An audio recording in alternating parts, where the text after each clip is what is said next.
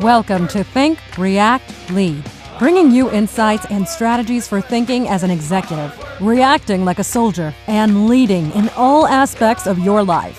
Here's your host, executive coach and leadership speaker, Faussette.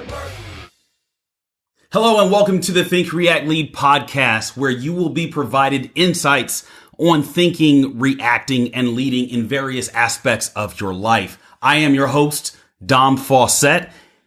And today we are going to discuss learning to become a person of influence.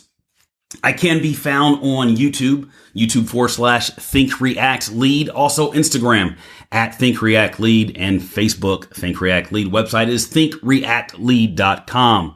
So let's jump into this. The goal of this topic or discussion is to really help one better understand influence, maybe help you increase your influence with others. So maybe you're asking yourself, who do you influence?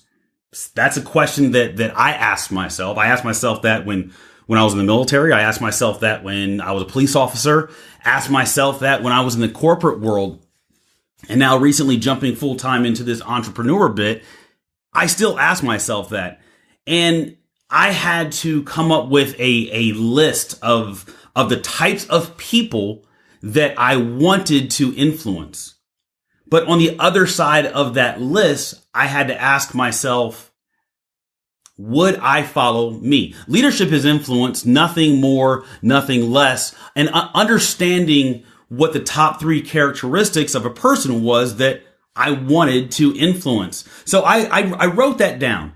And then I asked myself, do I match up with these characteristics? And my ask is that you would do the same. There's a quote by Woody Allen that goes, I would never belong to an organization that would have me as a member, right? And the reason why he said that was simply that he wanted to be around people that were different than him. And there's absolutely nothing wrong with wanting to be around people like yourself, but understanding that that's your reality and that's how you're going to develop your team. For example, if you're a leader, right, a person of influence versus a follower, if you're a leader, you're going to attract other leaders. Some leaders, and I've witnessed this in the corporate world, or actually, let's be real specific, in the military realm, we want leaders, but we just, in some aspects, we do want followers. And I think that as a leader, again, a person of influence, you have to ask yourself, do I want more followers or leaders in my circle? Do you influence thinkers or do you influence doers? Big picture or little picture people? Self-centered or other-centered people? Positive or negative? And I believe that we have to have the ability to lead from behind the doorknob. And what I mean by that is leading at home. If we cannot lead at home, it's very difficult to put on the facade of leading when you step outside of that realm, right? And we see this play out in the workplace often, where people, as they say, lose their cool.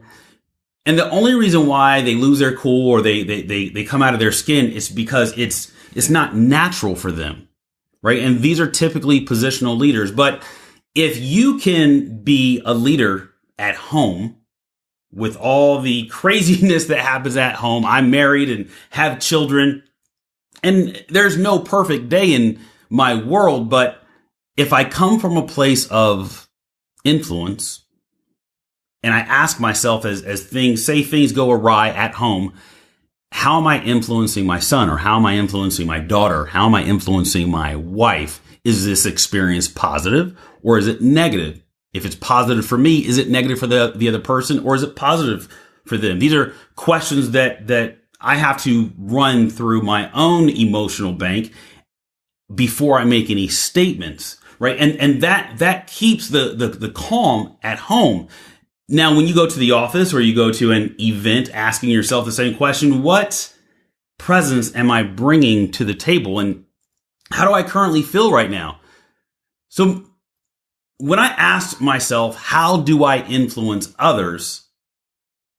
I had to determine how many, how long, and how effectively I influence them. See, there's various methods of influence, and let's just start from worst to best. Go with me on this one. There's force. So number one, force. In the military, it was force. In law enforcement, a lot of times as I'm working with sergeants and cadres and things like that, I didn't have a choice in the decision. There's also intimidation. It's my way or the highway, as we've all heard. Number three, manipulation. There's a winner and there's a loser. And I don't need to go in depth as to what manipulation is. There's also positional. We follow because we have to. And we see that a lot in the corporate sector. You're a positional leader, not you, but one is a positional leader, and they just delegate, and that's how that works. But there's also exchange. Number 5 is exchange. We both win something. Now that's how positional leadership really should be. And again, leadership is influence, nothing more, nothing less. That's a quote by John Maxwell. But exchange, we both win something, right? When I've asked my son, yes, obviously I'm his father, and that's a leadership position. But I say, hey son, why don't you clean your room? All right. The exchange is you clean your room and then we can go do something fun, but you can't do that. The fun aspect of it until that room is clean. And that's a very watered down example, but it's an example nonetheless. There's also persuasion. We follow because we want to. Most of us want to be around somebody that we want to be around. Whether it be your spouse, right? You want to be around your spouse, I would hope. Whether it be your boss, your clients, your customers, these are all leaders because they all influence you in one way or another. Your professor, your teacher, right? These are people that there's persuasion, right? There's a connection emotionally, and we enjoy being around this person. Last but not least, so number 7 is respect. We follow because of the request and respect for the influencer. That's the best right there. And I use the example of leading from the home. What if our spouse and our children followed us, because of respect? Right? How much easier would our lives be? I know in my experience, when I'm respected at home, and respect is earned, is definitely not given, life is just easier. My kids respect me, my wife respects me, and there's no arguments. Everything that I say or suggest, they know it's coming from a place of love. Now, whether you're a positional leader or you're headed into work right now, and even if you are a positional leader, you still have a boss. Do you want to be around that person? Like, do you respect that individual? The answer could be yes. I hope the answer could also be no. And what can you do, right, to earn their respect? Not what they can do to earn your respect, because you can't control them. You cannot control that situation. What can you do? One thing I used to do, and I've had bosses that I did not really like being around, but I found a way to be beneficial in their presence. So finding out what it is they liked, right? What are the things that gave them hope? See, you find out a person's hurts and or hopes, it makes life easier to connect with them, right? You're bridging the gap between your mind and your heart. And we'll cover that in a later episode, but there's really a lot of ways to, as Dale Carnegie says, win friends and influence people. Let's ask ourselves, how many people do I influence? So how many do you influence? As a leader, the number of people who follow is simply based on your level of influence, right? If you are, and we talked about that force level of influence, and that's worst case scenario, you're typically not going to have a lot of followers, right? But if you're respected, your following increases. And everyone influences someone, good or bad. We all influence someone. You never want to be the person that nobody wants to be around. That person that stirs the pot. You don't want to be that person because it doesn't benefit you, and it's a very negative experience for the other person or persons involved. Few people influence a lot of people. Your leadership potential and your leadership level, the difference between these two lines is determined simply by these three things. One, your leadership, right? Two, your willingness to change. And three, your desire to grow. Leadership is influence. We covered that. Nothing more, nothing less. That's number one. Number two, willingness to change. Change is hard. The older you get, in my experience, the harder change was in my world. When I left the military and I jumped into law enforcement, man, it was a different world because I thought I knew it all. Like it's carrying a gun. I'm a cop. I'm talking to people. Like I got this in the bag. And then I was also younger, so my testosterone had a lot to do with it, and my inexperience in life had a lot to do with that as well. But metaphorically, I get kicked in the teeth. Actually, I actually got punched in the face a couple different times, but I learned to change my approach to people. I learned that suspects were people too. And that I didn't have an S on my chest. I wasn't unstoppable. And I had to learn how to communicate. I had to learn to talk to everyone, whether I was having a conversation with the police chief, having a conversation with the mayor, maybe a homeless individual in the corner, having a conversation with a prostitute, having a conversation with a suspect. One thing I learned that I had to do is understand their heart. And I didn't need them to respect my badge. I needed them to respect me as a person, because you take off my badge, I'm still just a regular Joe. But in order for that to happen, I had to understand their heart. I had to understand where they were coming from. I had to understand what hurts or hopes they had. And I don't care where we are on the social spectrum. At the end of the day, we all have the same wants, needs, and desires. They may take us to different paths or places in life, but we all want to be validated.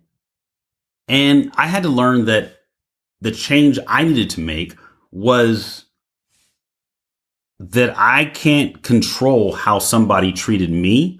I could only control how I treated them, in hopes that they would in turn treat me the same way, which is good, right? And number three, we talked about the difference between these two lines. The two lines were your leadership potential, your leadership level, the desire to grow, right? Just because we're open to change doesn't mean that we want to grow, because there's a difference. It's called breadth and depth. Yes, our desire to change is on a scale of 1 to 10, maybe an 8. Like, yes, I want to change.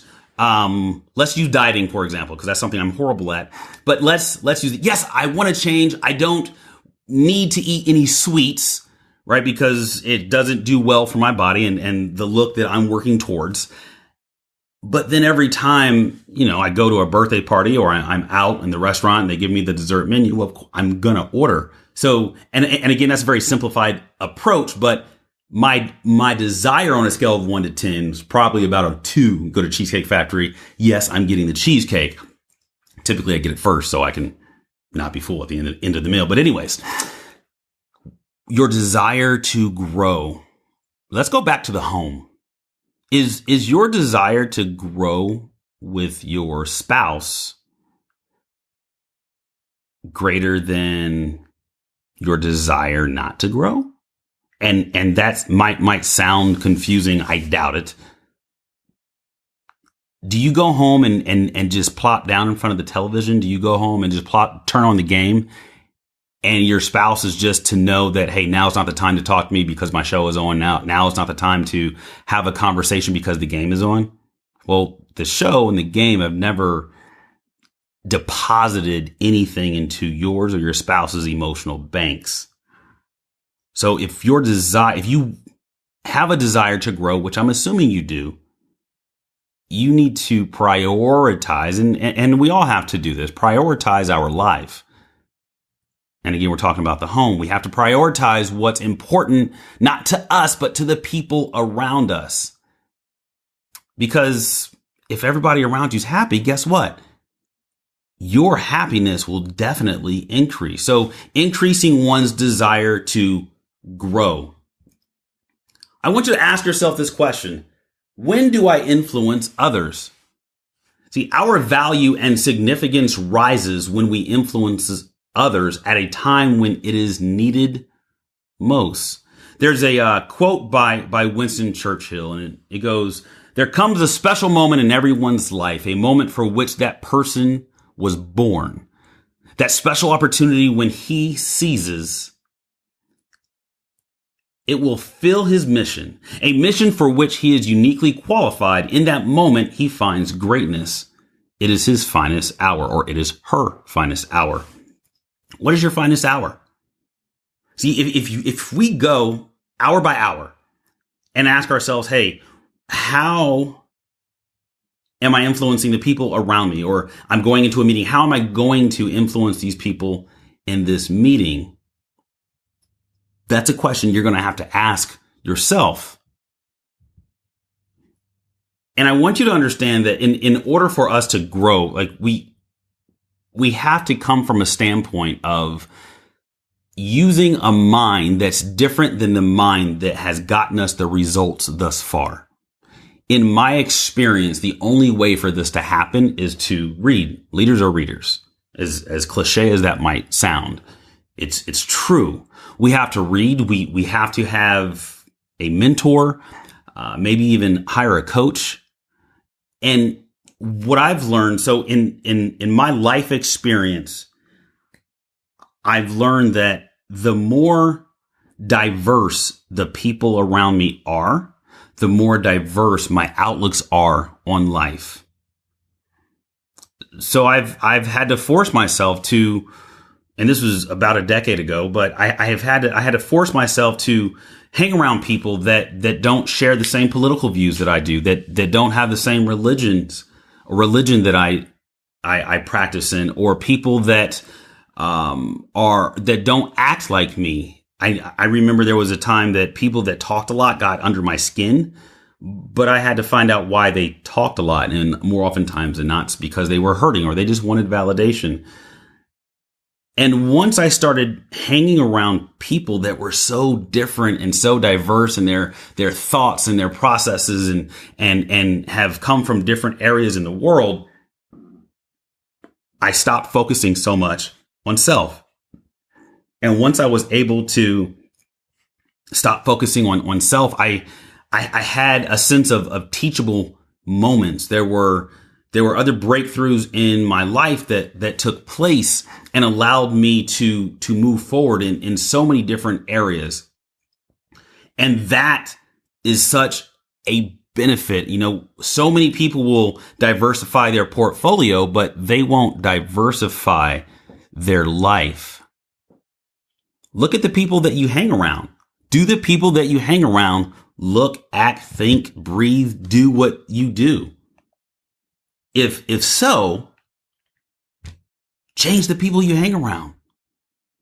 If you're Christian, meet some Muslims. If you're Muslim, meet some Christians. If you're short, meet some tall people. If you're tall, meet some short people. If you're athletic, hang around people that are non-athletic. You know, it's if you're a Democrat, hang around and be okay with having conversations with those that are Republicans and vice versa. You know, there's just so many ways to diversify our lives that it's actually pretty simple. You just have to push forward and have effort towards developing a greater aspect to your life. And again, that's thinking, reacting, and leading. Once again, I am your host, Dom Faussette. I look forward to the next time that we talk. Again, I can be found on Instagram at Think React Lead, YouTube /Think React Lead, Facebook Think React Lead. Feel free to reach out to me, share this. If you have any questions, I will definitely answer them. And I, my friends, will talk to you soon. Have a wonderful day. Okay, bye-bye.